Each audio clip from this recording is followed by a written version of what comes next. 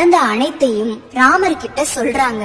ஆனா நாட்டு மக்கள் இதை எப்படி உண்மைன்னு ஏத்துப்பாங்க? அதனால நீ உன் பிள்ளைகளை கூட்டிக்கிட்டு நெருப்புல இறங்கி ஒரு பக்கத்துல இருந்து மறுபக்கத்துக்கு வரணும். அப்பதான் நீ மாசற்ற பெண்ணுன்னு தெரியும்னு சொல்றாங்க. இத ஒத்துக்கிட்ட சீதை தன்னோட 2 மகன்களையும் கூட்டிட்டு தீயில இறங்குறாங்க. அதுல சீதையும் ராமனோட உண்மையான மகனும் தீக்காயங்கள் இல்லாம வெளியில வந்துடுறாங்க.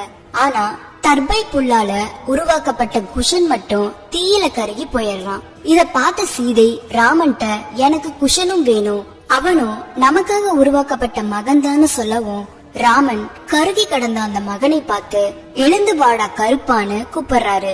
ராமனின் வார்த்தை பலத்தால் கருகி கிடந்த குஷன் உயிர் பெற்று மீண்டும் எழுந்து வந்தான். அவனை எழுந்து வா கருப்பான்னு கூப்பிட்டனால அவர் அன்னையில இருந்து கருப்பன் என்றே அழைக்கப்படுறாரு. இப்ப இங்க ஒரு கேள்வி வருது. ராமர் வாழ்ந்தது திரேதா யுகம், இப்ப நம்ம வாழ்ந்துட்டு இருக்கிறது கலியுகம். புராணங்கள் அடிப்படையில யுகங்களோட கால அளவு பிரிச்சு பார்த்தோம்னா கலியுகம் 4,32,000 ஆண்டுகள் நீளமானது. இப்போ 5125வது ஆண்டுல நாம இருக்கோம். துவாபார யுகம் 8,64,000 ஆண்டுகள் நீளமானது. துவாபார யுகத்துலதான் கண்ணன் வாழ்ந்தாரு. இந்த யுகத்தோட முடிவுலதான் மகாபாரதம் நடந்துச்சு. திரேதா யுகம் இது 12,96,000 ஆண்டுகள் நீளமானது. இந்த திரேதா யுகத்துலதான் ராமர் சீதை வாழ்ந்ததாக சொல்லப்படுது. இந்த யுகத்தோட முடிவுல நடந்ததுதான் ராமாயணம். இதுலதான் ராமர் சீதையோட 2வது மகனான குஷன் கருகி போனப்ப வாடா கருப்பான்னு கூப்பிட்டதாகவும் சொல்லப்படுது. கலியுகத்துல சுவாமி ஐயப்பனுக்கு உதவியா இருந்த கருப்பன சுவாமி துவாபார யுகத்துக்கு முன்னாடி வாழ்ந்த திரேதா யுகத்துல ராமர் வாழ்ந்த யுகத்துல உருவானதா சொல்றாங்கன்னா இடைப்பட்ட காலத்துல துவாபார யுகம் முழுசா இருக்கு. இந்த துவாபார யுகம் 8,64,000 ஆண்டுகள். அப்போ கருப்பசுவாமி உருவாகி 8,64,000 வருடங்கள் ஆகுதுன்னு தான் அர்த்தம்.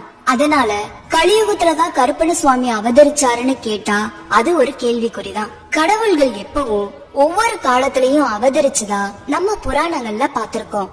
அதனால திரேதா யுகத்துல பிறந்த கருப்பண சுவாமி மீண்டும் கலியுகத்துல சுவாமி ஐயப்பனுக்கு உதவி செய்ய பிறந்திருக்கலாம்.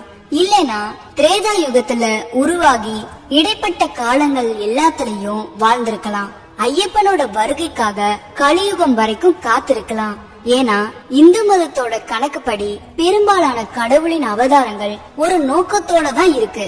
சரி, அப்படி இருக்கும்போது ஏன் கலியுகத்துல கடவுள்களை பார்க்க முடியலன்னு சில பேருக்கு ஒரு கேள்வி இருக்கலாம். கலியுகம் மொத்தம் 4,32,000 வருடங்கள். இதுல கடவுள்கள் அவதரிக்க மாட்டாங்கன்னு நம்ம இந்து மதத்துல சொல்லப்பட்ட ஒரு விஷயம்தான். விஷ்ணுவோட 10வது அவதாரமான கல்கி அவதாரம்